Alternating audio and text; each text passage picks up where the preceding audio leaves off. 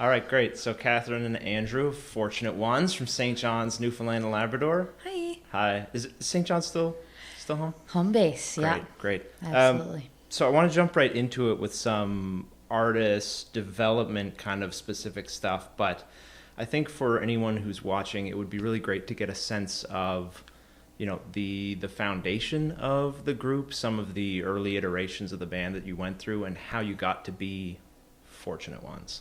Yeah.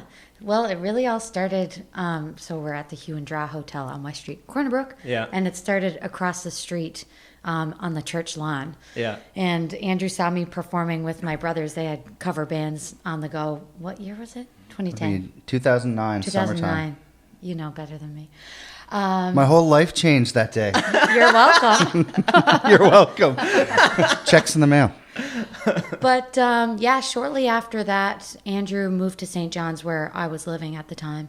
And I started playing in his band. So we really met, through music. And it all grew since then. Yeah, I had a little derelict apartment on the corner of Waldegrave Street in St. John's, which was right across the street from the Irving. Okay. It was the Ultrafar at the time.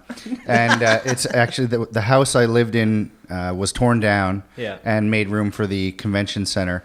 But I had this little tiny apartment there, and myself and Catherine's brother Mark were rehearsing for a Music NL showcase, but also we were opening for Sherman at the Ship on his Honey for Bees release. Yeah. Sherman Downey. Yeah, Sherman Downey. Yeah. And Catherine came over. We were going to go see some live music after the rehearsal. So Catherine came by, and during a break in the rehearsal, they started singing this Grizzly Bear song called The Knife, and the harmony. I was reminded, because I hadn't seen her since August. This is January now. And I was, oh, man. I kind of said to her, I said, listen, if you don't want to pay cover at Sherman's show... I was a student. So. And, she was at MUN. I was conscious of her, situation. Well-being.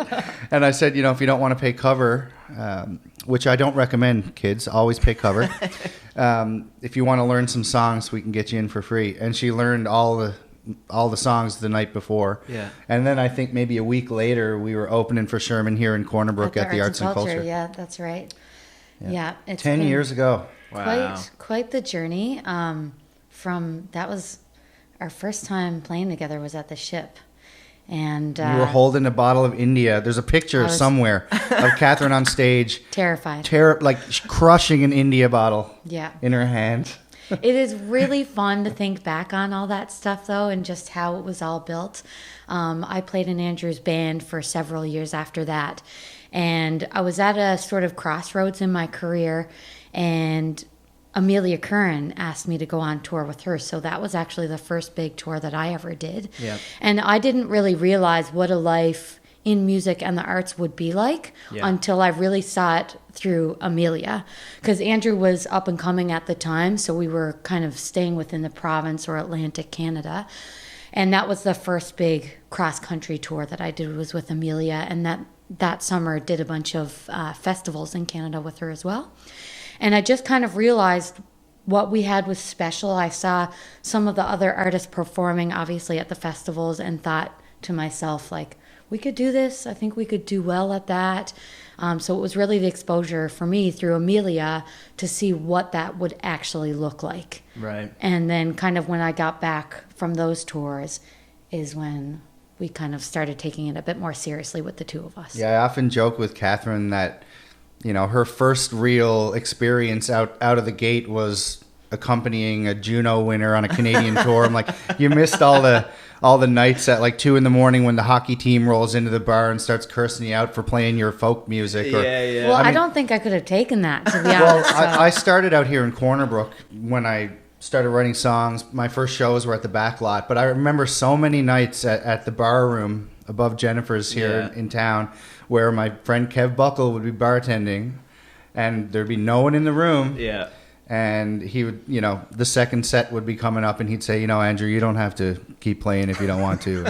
And, so many nights, and when I came to St. John's in 2010, there was a little bit of like, oh, where'd this guy come from? But I had been playing 4 nights a week for 4 years in Corner Brook to no one. Yeah. You know, when I left Corner Brook, it was starting to get pretty good. You know, I was playing with Kev Hamilton and Sherman Downey and, you know, Louis McDonald and people like that. But for a lot of years, it was playing to no one. And you know, I got to work out all the kinks in front of no one so that when people started taking notice, I had, you know, gotten a certain level of proficiency. And then I just surrounded myself with people who were awesome. Yeah. And that was my number one rule of my career. Always work with and be around people that are a million times better. I mean, literally, that's if I've had any success at all, it's like aligning yourself with people that are better than you. I like that you keep pointing at me. This one. Thank you. You're welcome. How do you get through those early years of playing for nobody? Like, how do you do that for 4 years? Is that being single focused in your vision? What motivates you to keep going through that stage? Because I think everybody experiences it or faces it. I don't know if it was a singular vision. I think it was a combination of things. It was being young enough to just be excited to be in a room playing in front of no one or 100 people or 300 people at the Arts and Culture Center. It all felt the same for me in those days. Yeah. It didn't matter if it was at the bar room to a bartender or, like I say, to 389 people at the Arts and Culture Center. Yeah. It all felt amazing. And I was really prolific at the time. For whatever reason, there was just like this great creative time where, you know, were all the songs great? Absolutely not. Were some of them? Maybe. Yeah. But it was just this kind of amazing time of learning how to play, learning how to read a room, to recognize your strengths, to improve on your weaknesses. But mainly it wasn't like, I'm going to make this work no matter what. It was kind of, I actually, looking back on it, I think I was really present. It wasn't thinking about, okay, what's my 5-year plan? It's like, no, I got 4 gigs this week. How do I nail those? It was really, you were living day to day. It was super exciting. And then just really absorbing the talent and energy of the people that I was around. You know, Sherman being a big one. I just followed him around like a puppy and you know, took notes and watched him do what he did. And basically it was just an amazing act of like ripping off the best things from the people that I loved and admired. Right. And tried to find myself, some amalgamation of all those things in myself. So yeah, it wasn't about looking forward so much, which you learn ultimately is kind of impossible. No one could have predicted COVID-19. We're supposed to have a record done now. So it's kind of humbling to look back on that time and think of how focused I was just on that time. So there was a singular focus in a way, but it wasn't for some grand career. I do remember thinking at some point, I'm going to do whatever it takes. Right. And at 22 or 23, having literally no idea what that actually meant. You don't know what that means. Yeah. You know, if you could look back and say to yourself 10 years ago, like, take it easy. There's a lot you don't know. And a lot I still don't know. You don't sign up to be a business person. You know, analytics. I didn't know what analytics were. I just knew, like, I kind of still don't. You're one day you're writing songs in your bedroom, and then the next day people want to monetize it, and you're in it, and you don't. There's no way of knowing what that looks like when you're starting.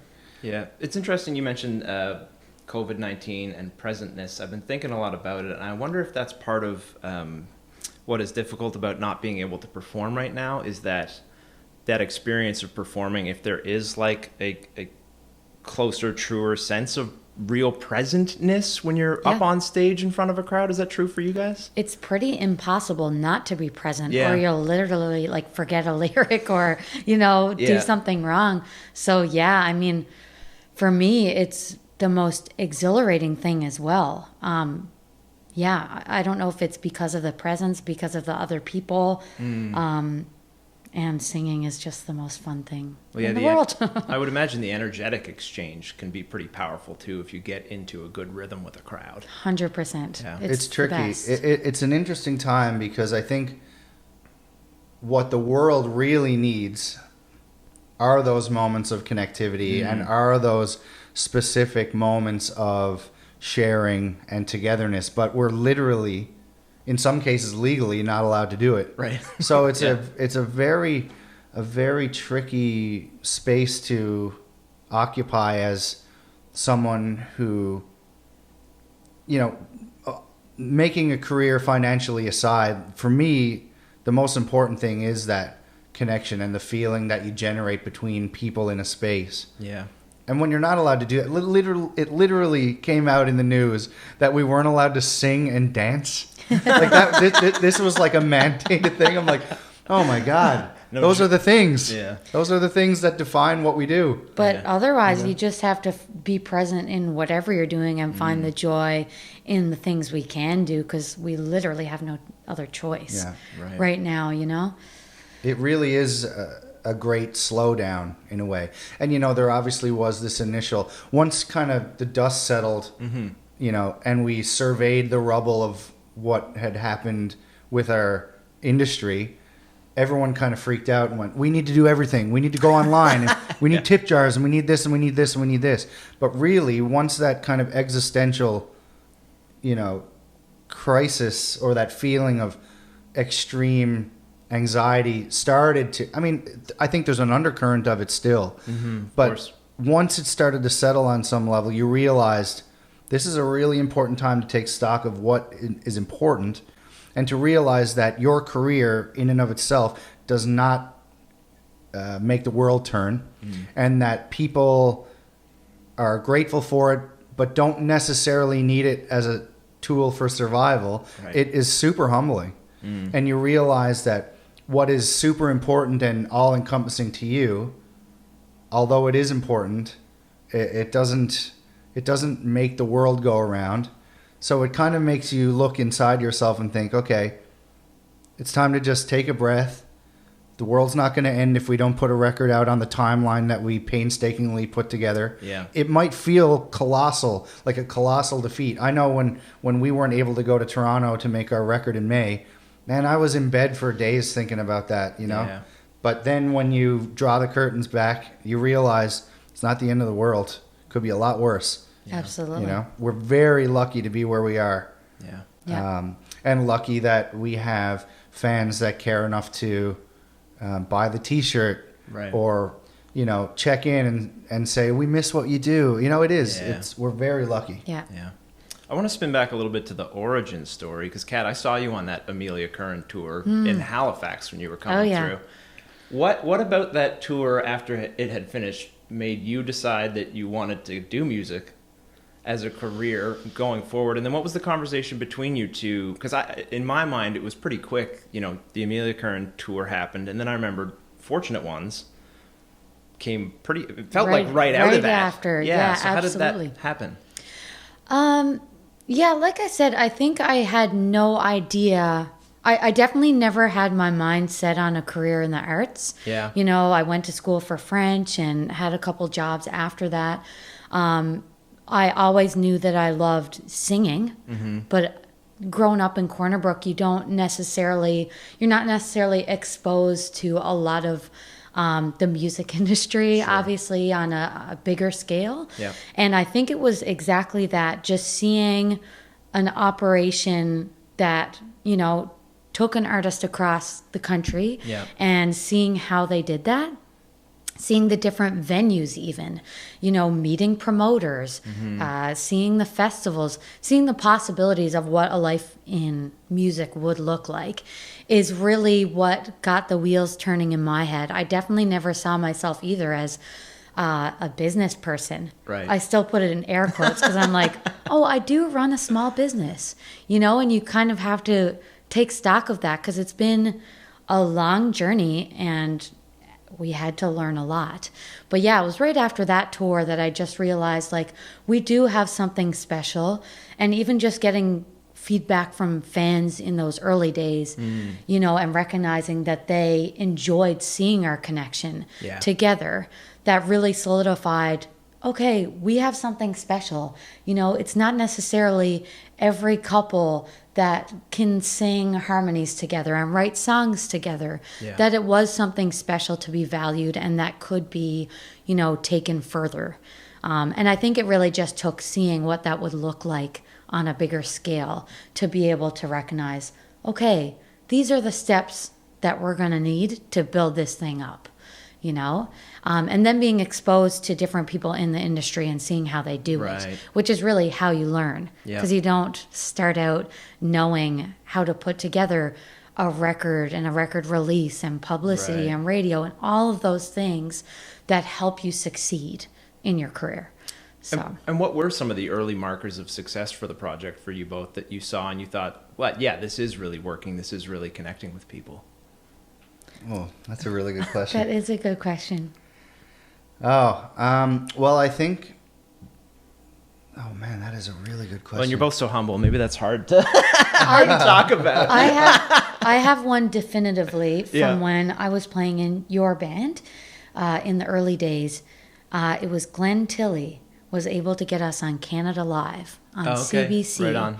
And that was a really big step for us. We played at the LSPU Hall and they recorded it and then it was broadcast nationally. Yeah. I think that was definitely an early marker of like, okay, well maybe people really do like listening to this, maybe even beyond St. John's or Newfoundland, you know? That was definitely an early marker, and CBC, God love them, have been so supportive of us. So that's always been a huge help. Yeah, you are right about Glenn. Glenn Tilley is a champion of Newfoundland music, you know, in all of its genres. Yeah. Which is, I think, great because for a lot of years, you know, obviously we were known for the traditional side of things. Yeah. I think maybe people like Glenn and bands like Hey Rosetta kind of opened the spectrum wide, you know, for other bands of different genres. But I do remember Glenn asking, this is pre-Fortunate Ones, maybe I think Fortunate Ones might have taken its name shortly afterwards. But I remember him saying, would you be interested in doing Canada Live? And I thought, wow, obviously you immediately say yes without thinking. Yeah. And as soon as I had committed to doing it, then the imposter syndrome and dread sets in where you're like, I don't think we're ready. I mean, it felt premature, and it probably was. Right. I think in hindsight it was probably premature. But I remember him saying, okay, we're going to do the LSPU Hall. And I had always been really strategic about where and when we played. The first gigs I did in St. John's when I moved back from Corner Brook were at the Bull and Barrel with Jerry Stamp and Ian Foster. They were the first two artists that gave me an open door, and they were amazing. And we played together and we hung out together, and I learned so much from them. We did a lot of gigs at the Rose and Thistle and the Bull and Barrel, but I always had my eyes set on the Soft Cedars, and so that was the plan. And then to start getting more recognition in town, like you don't just play the hall, you know? Yeah. 200 seats. It takes a while to build up to that. So we played the Rock House. We opened for bands like the Pathological Lovers and the Monday Nights and Hey Rosetta, and we worked up that way. So that when Glenn said, oh, we're going to get you in at the hall, it felt early. It felt like, I don't know if we can sell 200 tickets.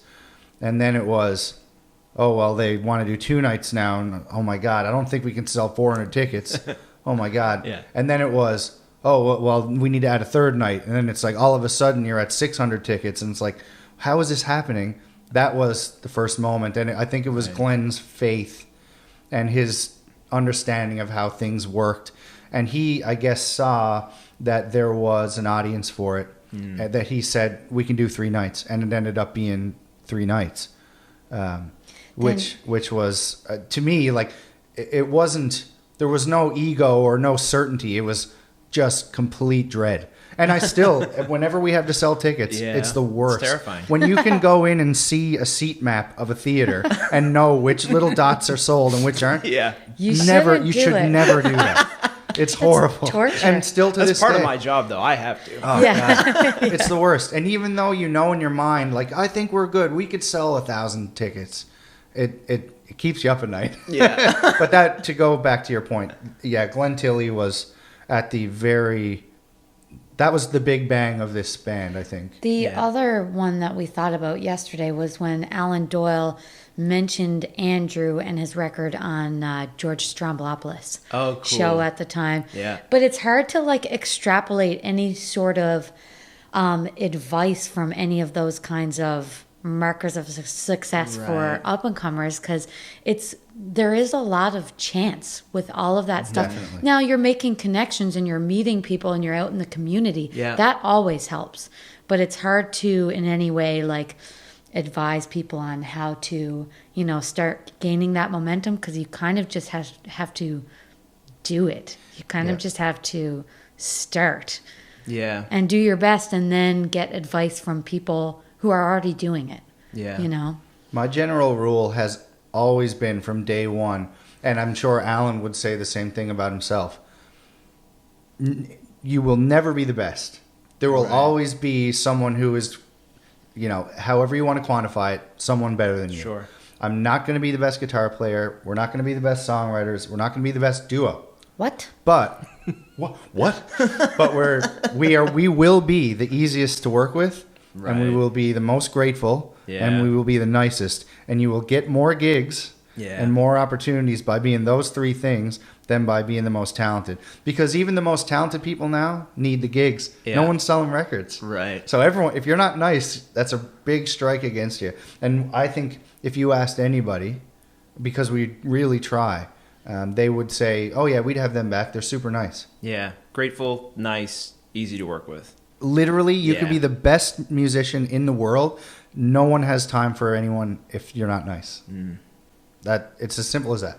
I think that's great advice. You mentioned Alan Doyle, and I appreciate you setting up the segue for me, because that was one of the questions I wanted to ask. So you went on tour with Alan in 2018, right across Canada, dates into the United States. For artists who might be looking to land those sorts of opening or support slots with bigger acts or more established acts, how did that come about, and then what were some of the benefits of being on a tour of that size? Well, I mean, you couldn't ask for a greater gift than to open for an artist that is bigger than you and gets more, has a bigger fan base basically than you, because you're going to gain some of those fans by opening. From what I understand, those slots are extremely, extremely hard to find, because there's such a big pool of artists, let's call us middle-class artists or whatever you want to call it, that are vying for those, trying to get into somewhere like Massey Hall or, those bigger theaters across the country. It's really, really hard and sought after. And from what I understand, now it's people are getting their friends to open. Yeah. So that's how it really happened with Alan. Now, he knew that we were professional and prepared and able to handle that experience, which is huge. If we didn't show him that we were professional, maybe it wouldn't have happened. Right. But we were ready at that time. It was the right time. We had a record coming out.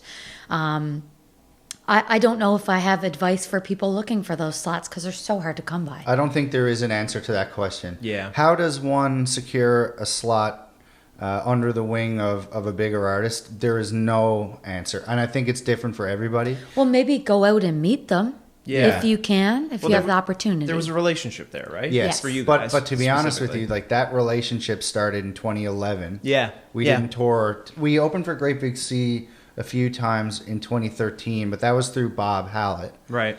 We kind of knew Alan a little bit at that point.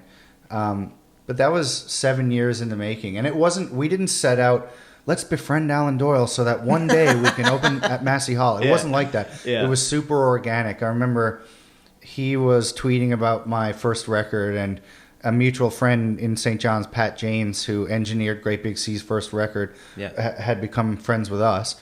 And, it was kind of this cryptic thing. Because I should tell you, Great Big Sea were huge in my life. Yeah. Even before I had any inkling of being a musician, their records were huge in my house.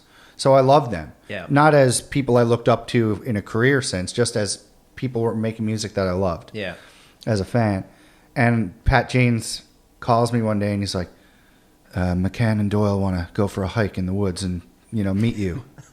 It's like they're thinking about wanting to get you to try to write for their 20th anniversary album. It's like, what? At first, like getting that call is mind blowing. That's wild, yeah. And you find yourself in the White Hills in St. John's hiking with two of your idols, and you're kind of like, what is happening? And it just started like that. We were writing together with the idea that maybe something might percolate and it might end up on their record. It never did. Yeah. But we found out, we actually get along as people. I'm pretty good at subduing the starstruckness of it all, mostly. And we just kept hanging out, and that ended up being us, opening for Great Big Sea, and then eventually singing on Allan's record. I co-wrote for his record, A Week at the Warehouse, and he recorded a bunch of our demos for the Bliss, and as did Corey Tedford, another massive idol of mine. Yeah. So it just kind of happened naturally, and so there is no answer to that. We just became friends, and he admired our work enough to bring us into the fold on some level. I mean, I think that is like the answer, though, right? Like, go out and make meaningful relationships with people without the hope of making it transactional at any point, you know? Yes. And I was self-conscious about that when I was maybe less confident. I thought, I hope he doesn't think we're using him, because it's never the case, And Allan, I will say, is probably the most giving person that I've ever met in the industry, or maybe even outside of the industry. Right. Incredibly giving of his time, of his knowledge, resources. I think he's probably the single most generous and giving person to our career that we've known, outside of Michelle Conceição. I would say it's him. Yeah. Well, I mean, I think about even it's Allan who's been doing all the kitchen party stuff through the pandemic, right, and raising all that money. Like, I feel like they've raised $600,000. I was going to say tens or hundreds. Yeah, but $600,000. Well, that speaks volumes about him, right? Yeah. In a time when live music is going through, a crisis, he's still giving. Yeah, well, and he could have been probably earning all of that money for himself, Exactly. doing the exact same thing. Yeah. So those people, are crucial. Finding early supporters of yours and just fostering those relationships for what they are, not for a purpose, like you said. Yeah. Because oftentimes you can tell when someone's trying to get something or whatever. Yeah. And just making those meaningful connections. Yeah. Yeah. Cool. You talk about writing with the Great Big Sea guys, Andrew. Is co-writing with others a big part of the Fortunate Ones process, or is it mostly between the two of you? It has been, but it's more so about two of us. Yeah. And I will say I find lyrics incredibly difficult. So Andrew is the majority lyric writer. For better or worse. I think you've done pretty well. But we have done a bunch of co-writing. For this next record, I believe it's going to be all ours. Just to keep it closer to home and a bit more meaningful for ourselves. Sure. But I know so many people have so much success co-writing. It's not to say that we won't do more of it in the future. Yeah. So. Yeah, I really admire people that can sit in a room and bang out something that feels meaningful and personal and like it was coming from a singular voice. I think that's a really incredible skill. It's not easy to do. I think we've had some success at it. But again, that comes back to the point of surrounding yourself with people that are better at it than you. Working with someone like Tim Baker or Meg Warren, these are Goliaths of songwriting. You're kind of just lucky to be in the room and pick up on that. Maybe you get swept up in the current of their energy. Sure. And I think we were lucky to be able to be in that space, with people of that caliber. But I do find co-writing, and I'm sure it's different for everybody, I find it a little more difficult to personally invest in those songs, even though it might sound like a singular vision. For me, the things that are most meaningful and the songs that tend to feel the most important to me are the ones that you write on your own, meaning two of us or singularly. Yeah. Like there are songs on this new record that we're slowly working on now. One in particular that I wrote standing up frying eggs at 6 a.m. It's just that yeah, there's something about the solitude of songwriting that has always been my kind of MO. I feel like all of my favorite writers, I have the impression that they are pretty internalized with their writing, or it's the members of the group or the artist who is doing all of their own writing. Mm-hmm. And maybe it's my own bias, but I feel like there's something more authentic in that, if that ends up being sort of what you present. Not that there's anything wrong with co-writing, because there's lots of great songs that come out of that sort of style, but I have the impression that all of my favorite writers are doing it on their own, and it's coming from some wellspring deep within. And that's where we want to go with our newer recordings, is just being as authentic as possible, because also when you're performing those songs, it does mean more when it's coming from you, coming from your voice. You remember sitting at the piano and coming up with that, or where you were mentally at that moment, and sharing that with people, I think can be more meaningful and more real. Yeah. But I think too, like, just on the other side of that idea is that, 3 authentic people can sit in a room and come up with something authentic. 100%. And it also depends, like, why you're writing the song. Sure. Are you writing to exercise something inside of yourself? Are you writing to maybe stir something in someone else? Are you writing a song to go in the middle of your set to boost the energy halfway through? We all know writers that do different things and have different purposes for different songs. There's so many angles that you can approach with the creation of a song. It's almost infinite, the reasons why one does. For me, though, like you said, the writers that speak the most to me, I perceive a deep kind of mining of themselves through the writing. So for me, that's why lyrics tend to be such an important part of it. I like to feel like the artist is searching for something inside of themselves that maybe reflects a mirror onto their environment, or something that I can relate to. That said, I'll sometimes you just want to dance, But for me, like the music that I find I listen to in my home when I'm by myself tends to be that kind of introspective soul mining type stuff. It's interesting. You're reminding me of there's a J. Cole song that came out a week or two ago, and it's got a sample on the front end of the track, and it's a voice asking, "Are you doing this work to become famous or to let go?" And I think in songwriting, when it really connects, it's you've let go of some big piece of yourself, probably, right? Or some like truth or vulnerability, something that is really in there that you're working out. Yeah, and it can help process too. Which is Yeah, good. yeah. Yeah, 100%. It's interesting when you decide to make a career of searching yourself. Yeah. You kind of subscribe to the necessity of financially gaining from it on some level, which is a tightrope that you always are battling. Yeah. Because you're being, at least in our case, I can tell people, if you were ever wondering, for the most part, the songs that really mean something to me are incredibly personal. They're very specific to a thing. Although there is a universality to them, Sure. They are specific to our experience. So it is tough. You do struggle with, well, I've monetized this deeply important thing, this personal thing. But the great thing, because the music is so completely devalued, you can really, why not just put out the thing that means the most to you? It doesn't matter anymore. Yeah. It doesn't. We have been forced into a place where music is worth nothing. So just make the stuff that means something to you. I'm not trying to sell it anymore. Yeah, right. So instead of having some type of like financial means to an end in mind, just make the thing that means the most to you. Make art for art's sake. It's been a freeing time. And again, with COVID, it's like, well, we're stuck. We can't go on the road. Let's just make the thing that means the most to us. Not that we haven't tried that in the past. Sure. But my rule now is, if it doesn't come from here, I don't want to put it out in the world. And there's no pressure to put anything out right now. Yeah. The only pressure we feel is internal.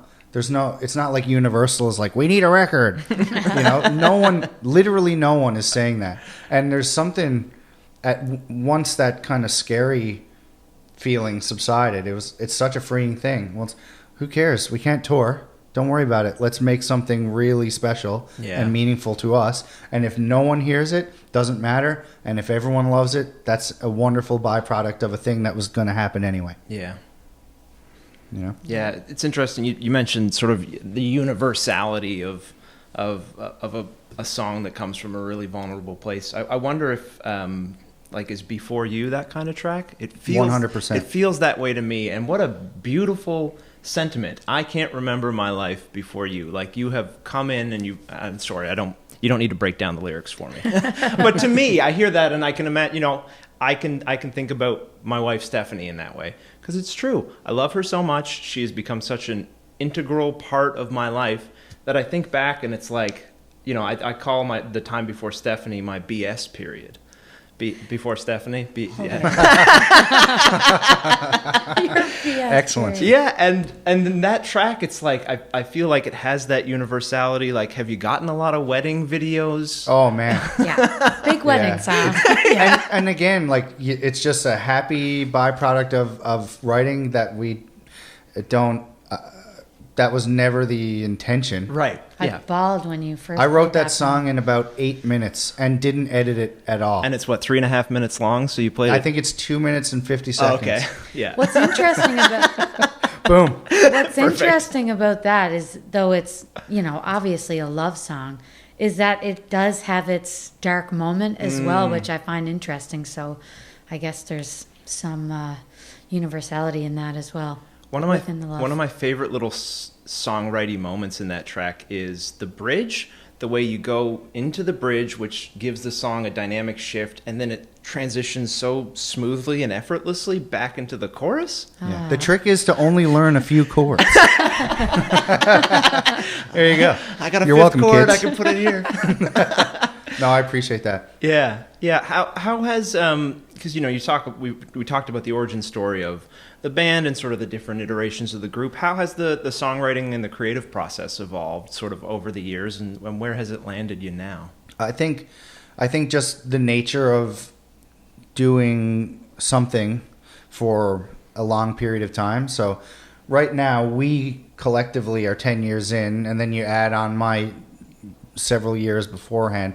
I think there's just a muscle and a confidence that you build just over time.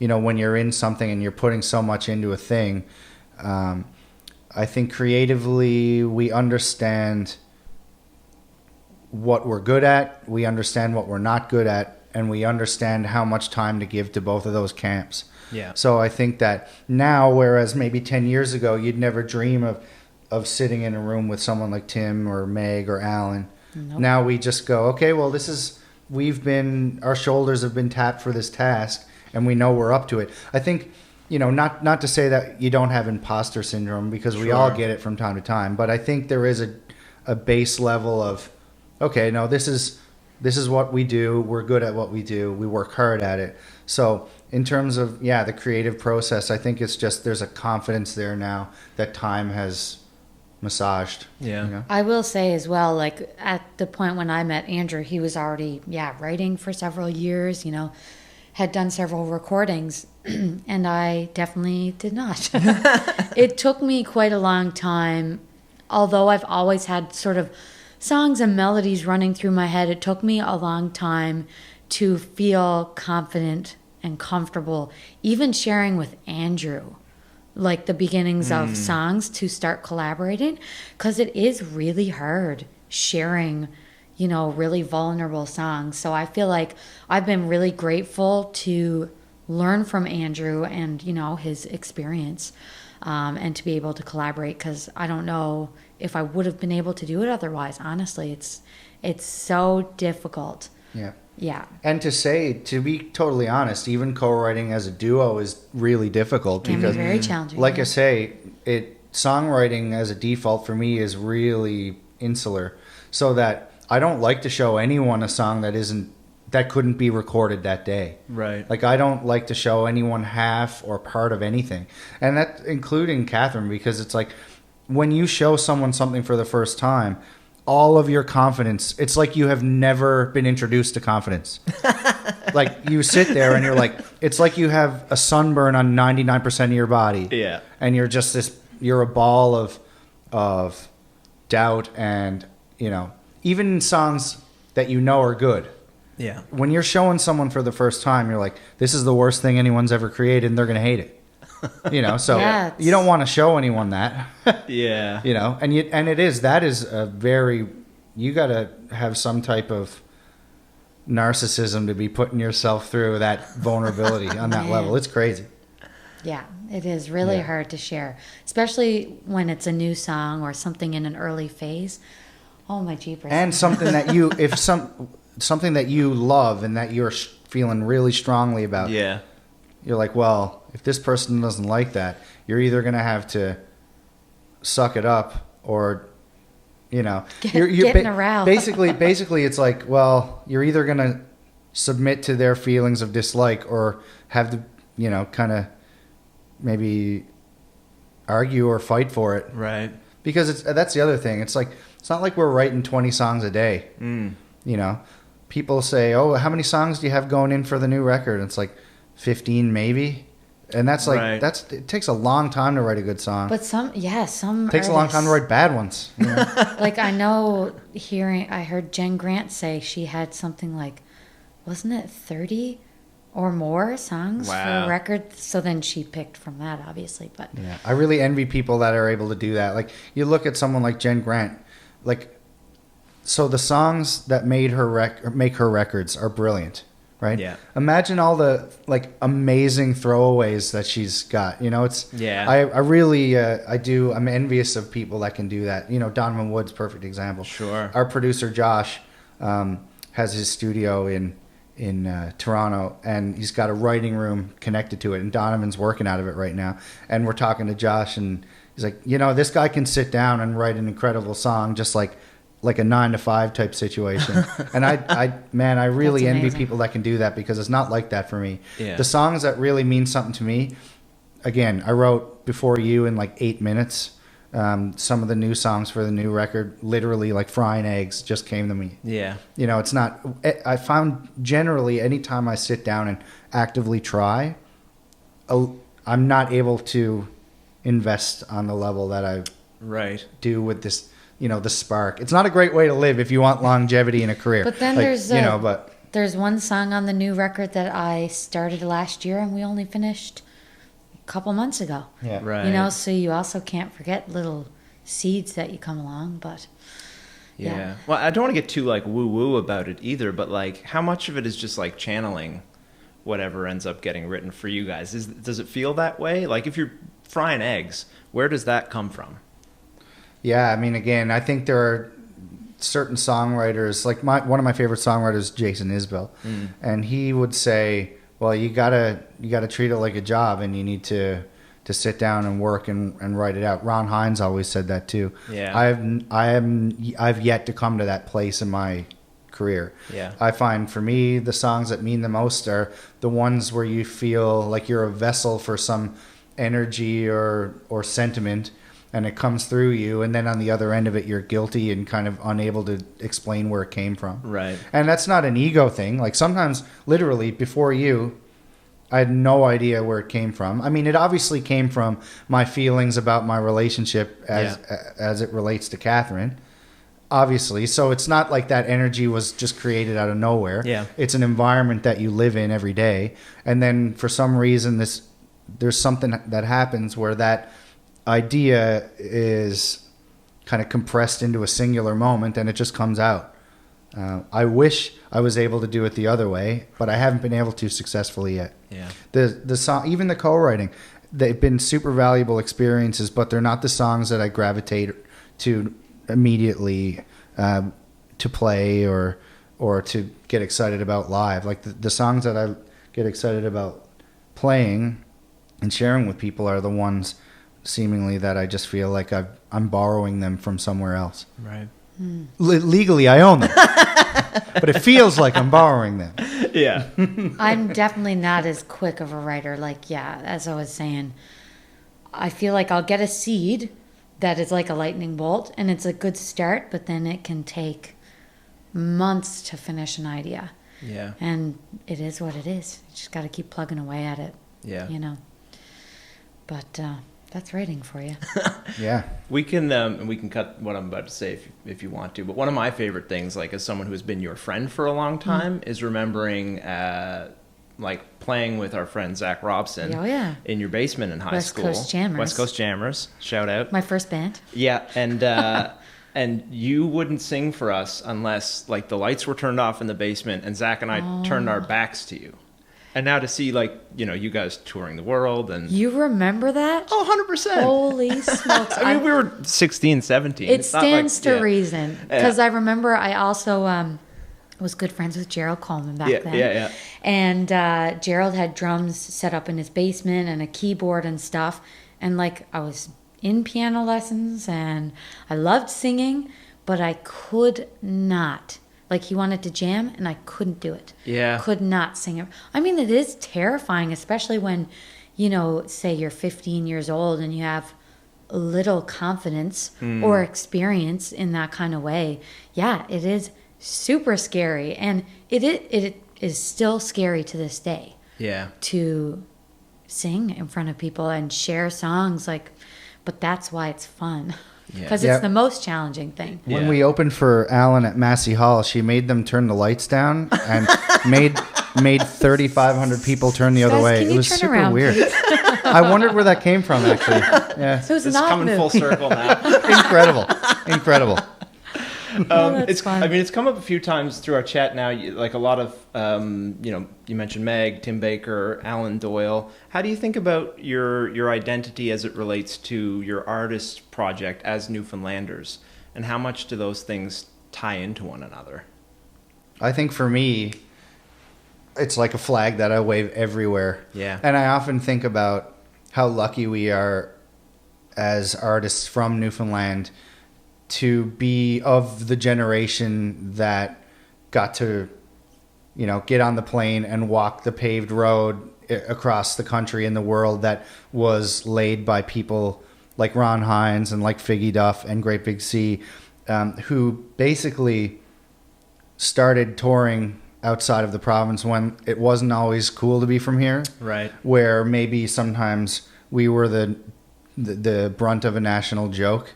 And in some ways, we you know, there's this default where Newfoundlanders can sometimes be like that for a lot of reasons.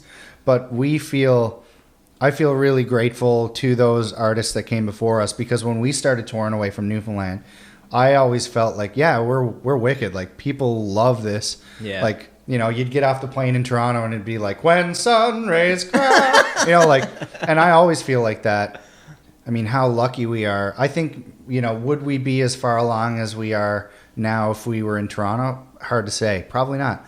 You know, we come from a place that is very supportive of its artists, and I think we are fortunate enough to be coming up in a time where that kind of Newfoundland pride is just the default internationally. Yeah, so for me, again, it's everything for me. I think I remember when we started, it was like, okay, we want to be a band that's known in St. John's. Mm-hmm. And then when that happened, it was, okay, we want to be a band that's known in Newfoundland. And then when that happened, it was, okay, we want to be a band that's known in Canada. Like, we want to be known as a Canadian band, you know? Mm. And we are, you know, but I think it all ultimately comes back to, you know, we're from Newfoundland. We're a band from Newfoundland. Not genre specific. Right. But again, I think it defines so much of what we do that it would be impossible not to factor it into the narrative of our band. It is interesting too, because obviously there's the big music centers in Canada and the bigger cities, which, you know, we could have moved to at any point. But I remember the first time we worked with a publicist, I remember she said, you know, wear the fact that you're from the East Coast as a badge. Like, Yeah. that is something unique to you. You have a unique perspective that, many people who are maybe in bigger cities don't have. And, sometimes it can be tough, perhaps being a little disconnected from the industry. But that's why it's all the more important, when you get the opportunity to go to conferences and go to different events, East Coast Music Awards, whatever it is, to make those connections and to keep those connections. But we certainly, wear Newfoundland pride as a badge everywhere we go, because it is unique, to us and other artists from here. Yeah, it's funny. I think, and something that's not often talked about is that there are opportunities that are specific to the fact that you're like from Newfoundland or from Atlantic Canada. I think about for myself or for my artists, like certain CBC music articles, you see that they do have like an Atlantic Canadian slot probably in there that they hope to fill whenever they're talking about new releases. There's a ton of benefits to being in the province that I think sometimes are overlooked. Yeah, 100%. And cost of living, slightly lower than Toronto. Always nice. Yeah, for sure. I might wrap it with a few quick, easy kind of, and hopefully fun questions, if that's cool with you guys. Yeah. So what is your best or your favorite piece of music industry specific advice you've ever been given? That is such a tough one. I think maybe for me, I've learned through Rose Cousins, it's not necessarily one piece of advice, but it's kind of an outlook on the industry and looking at it as a community, and you're finding your people in that community and keeping those connections. I mean, I feel like I've said that 10 times now, but yeah, it really is just about finding your people and developing and keeping those relationships on people that, you genuinely enjoy being around, and then maybe someday you'll enjoy working together, whether it's on the creative side or business side. It's just keeping those connections really strong. And I've always personally just found it invaluable. If you don't know something, ask those people that you know, because you don't start out knowing everything. In fact, you're going to know very little, and then you're going to build on it. So always ask people who are more experienced than you, how do you do such and such a thing that I don't know how to do? Right. And gather all that information so you can make, informed moves. That's fantastic. You're welcome.